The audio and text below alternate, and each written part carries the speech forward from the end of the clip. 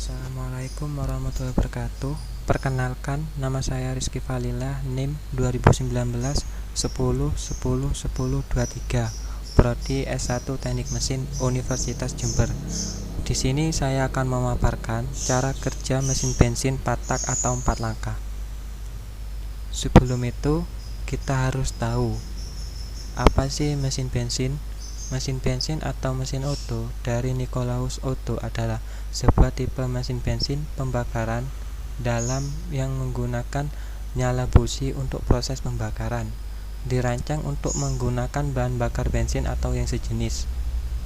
Mesin bensin berbeda dengan mesin diesel dalam metode pencampuran bahan bakar dengan udara, dan mesin bensin selalu menggunakan penyalaan busi untuk proses pembakaran. Pada mesin bensin, umumnya udara dan bahan bakar dicampur sebelum masuk ke ruang bakar.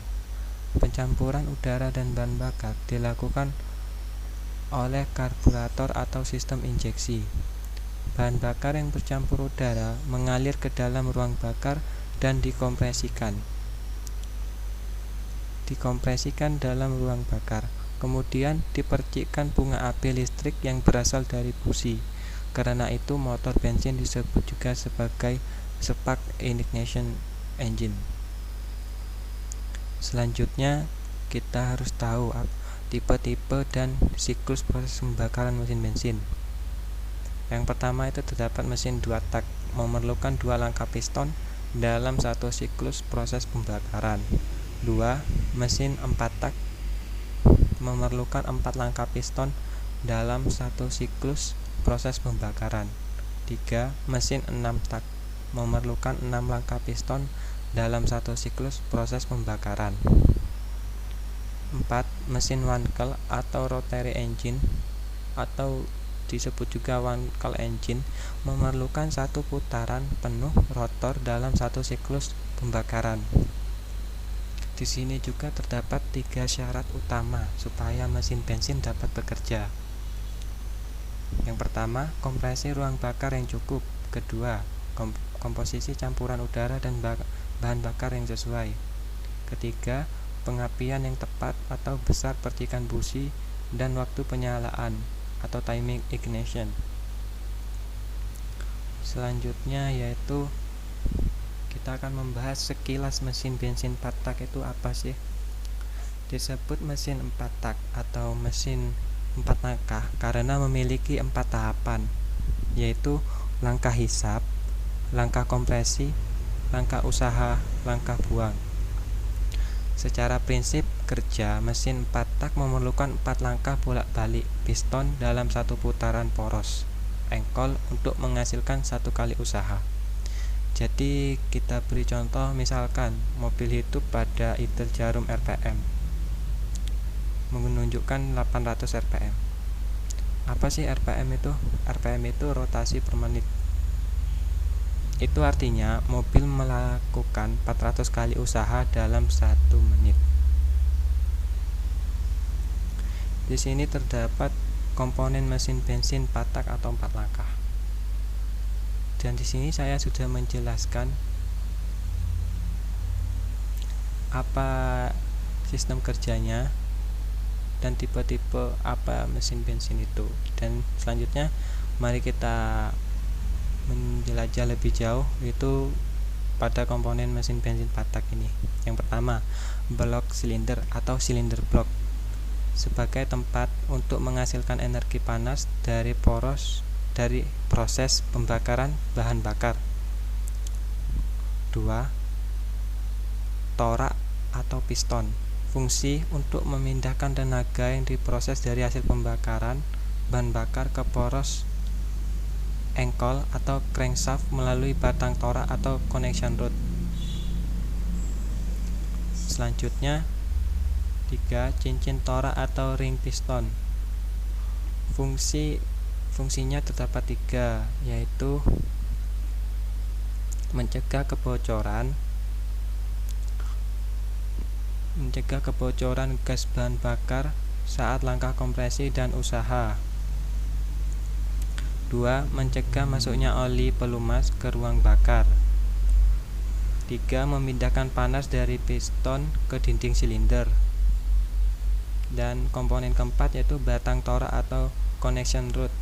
Fungsinya yaitu menerima tenaga dari piston yang diperoleh dari pembakaran bahan bakar dan meneruskannya ke poros engkol. Selanjutnya komponen kelima yaitu poros engkol atau crankshaft. Fungsinya itu mengubah gerak naik turun torak menjadi gerak berputar yang akhirnya menggerakkan roda-roda. 6. Bantalan atau kita sebut juga sebagai bearing. Fungsinya itu mencegah keausan dan mengurangi gesekan pada poros engkol. Komponen ketujuh yaitu roda penerus atau flywheel. Fungsinya menyimpan tenaga putar atau inertia yang dihasilkan pada langkah usaha agar poros engkol tetap berputar terus pada langkah lainnya. Selanjutnya katup atau disebut juga valve. Fungsinya membuka dan menutup saluran masuk dan saluran buang. Untuk komponen 9 yaitu pegas katup atau valve spring. Fungsinya mengembalikan katup pada kedudukan atau posisi semula dan memberi tekanan pada katup agar dapat menutup dengan rapat. 10. Tuas katup atau rocker arm.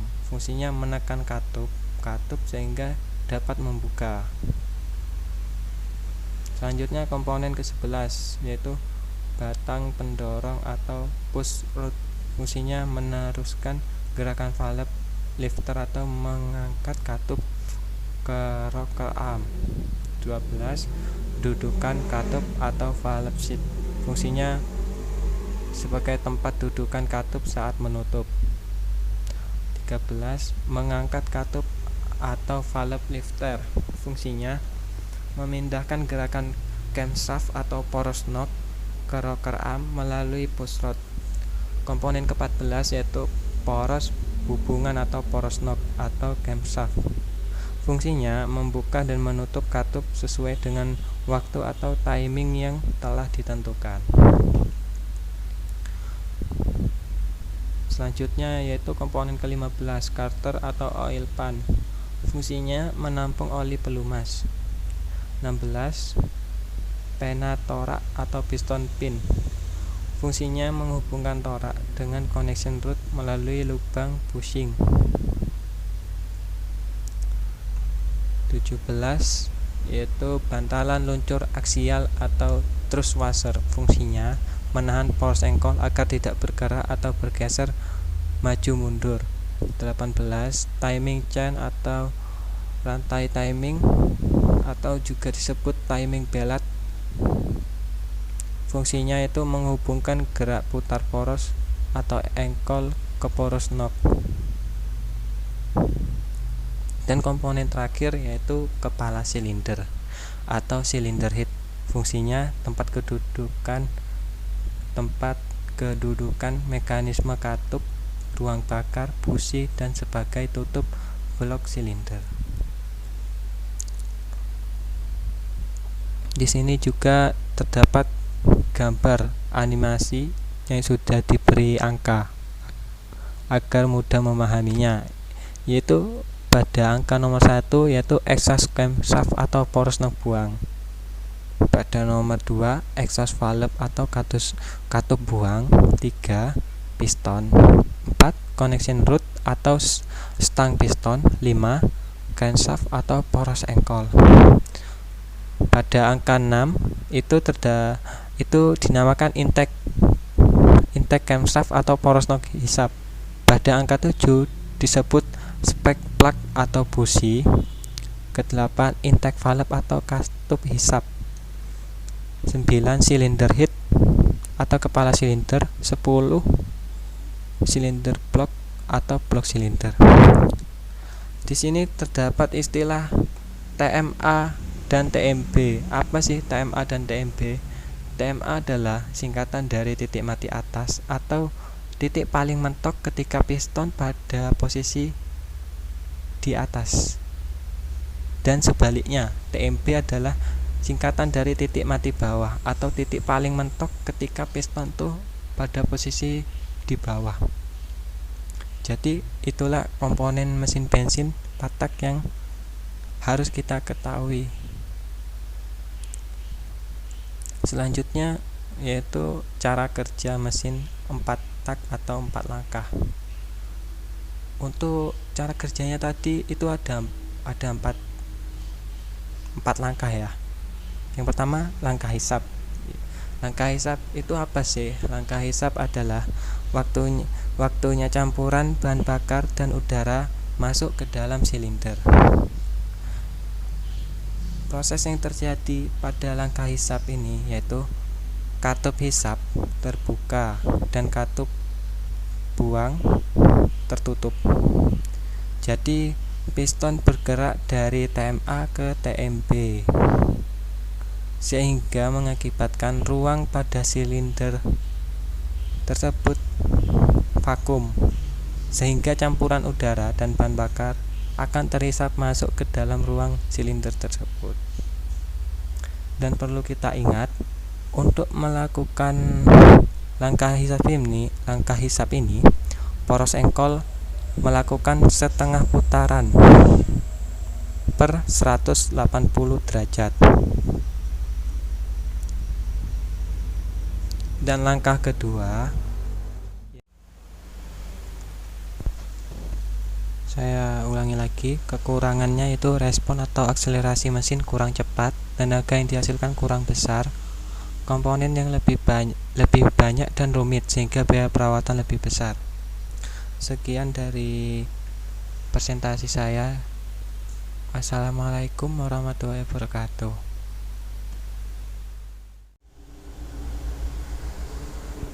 Dan langkah kedua yaitu langkah kompresi. Pada langkah kompresi, campuran udara dan bahan bakar yang telah dihisap tadi akan ditekan dan dimanfaatkan. Proses yang terjadi apa aja sih pada langkah kompresi? Yaitu kedua katup akan ditutup. Maksudnya kedua katup ini katup hisap dan katup buang.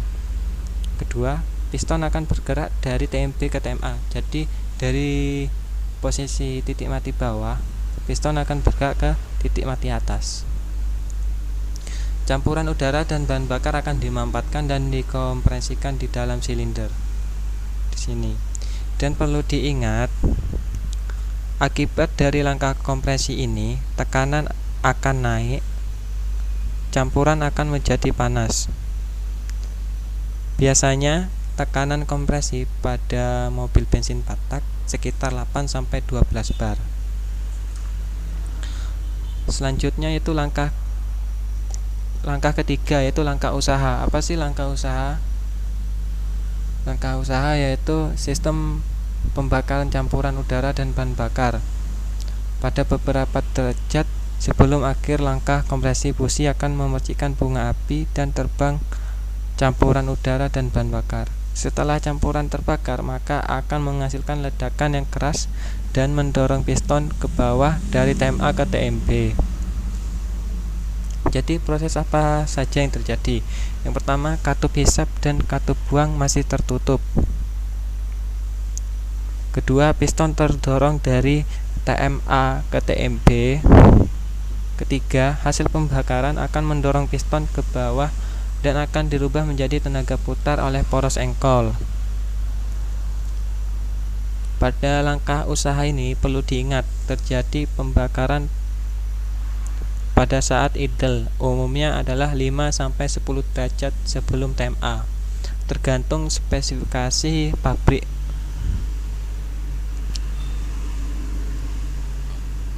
Langkah keempat yaitu langkah buang.